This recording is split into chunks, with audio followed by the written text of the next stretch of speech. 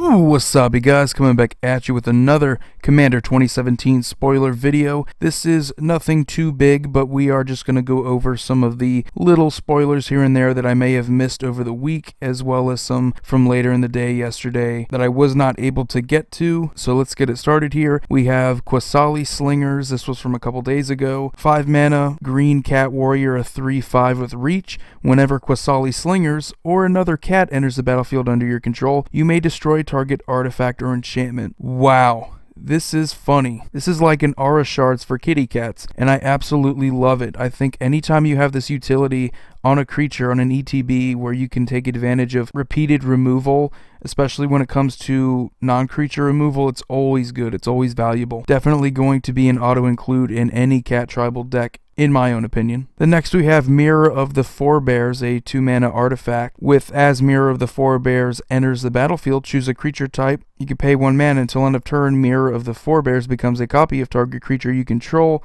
of the chosen type, except it's an artifact in addition to its other types. So very similar to that other mirror we just got in Hour of Devastation. The only difference is this is 1 mana cheaper to play, and it's 1 mana cheaper on the activated ability. So it's automatically a little bit better here, especially that it synergizes with a specific tribe, and that is also the reason why it's cheaper. Overall, I think it's interesting. I think we have better options overall. We have cards that do a very similar thing here, but it's not terrible. It's still a pretty decent option. The next we have Heirloom Blade, a 3 mana equipment here. With equipped creature gets +3/+1. Whenever equipped creature dies, you may reveal cards from the top of your library until you reveal a creature card that shares a creature type with it. Put that card into your hand and the rest on the bottom of your library in a random order. Wow. Not a bad equipment at all, guys. Very interesting. I think obviously it's not going to fit as well into Voltron builds as it is just going to fit into creature-based decks, but I think that's really where it's going to fit well into just creature decks in general. But it's a decent equipment here. I mean, +3/+1, that's not too shabby. Then we have Shifting Shadow, a 3 mana red aura enchantment. With enchant creature has haste, and at the beginning of your upkeep, destroy this creature. Reveal cards from the top of your library until you reveal a creature card. Put that card onto the battlefield and attach Shifting Shadow to it. Then put all other cards revealed this way on the bottom of your library in a random order. Wow, this is incredible. If you love chaotic red decks, this is definitely the card for you. Imagine going through an Inferno Titan, to a Combustible Gearhulk, to a Siege Gang Commander. Constant value city there, man. Definitely going to play this with any ETB deck in red.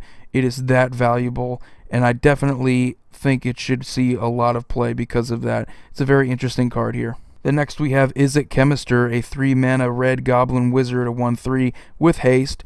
With 2 activated abilities here. The first one is 1 red and tap it to exile target instant or sorcery card from your graveyard. The second one is 1 generic and 1 red, tap it to sacrifice Izzet Chemister. Cast any number of cards exiled with Izzet Chemister without paying their mana costs. Wow. Another very good card, and I think it's going to fly under the radar here. A red wizard, so right off the bat you get something that's going to automatically just slot into a lot of these Grixis wizard decks that people are going to be making. Not only that, but you have other decks like Mizzix where you're already playing a ton of instants and sorceries, so getting not only a second use but being able to just play them all as long as they're all exiled with Izzet Chemister is really cool. The only downside here is that you have to save up mana to be able to respond with it. Otherwise, people are going to target it. They're going to hate it off the field before you get to burst them all out at once, which is hilarious. But still a very cool card, and I love me some Goblin Wizards. Then next here, we have Taigam Sidisi's Hand.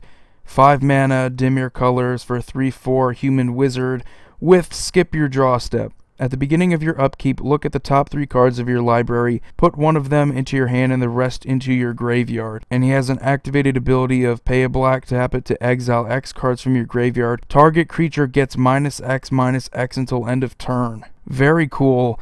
I think it's interesting that we also have the other Taigam in this set as well, kind of representing both timelines on Tarkir, which is pretty cool. The funny thing is that he was kind of a dick regardless. So circumstances didn't really matter. He was just a jerk. Read the story if you have not. It's pretty funny.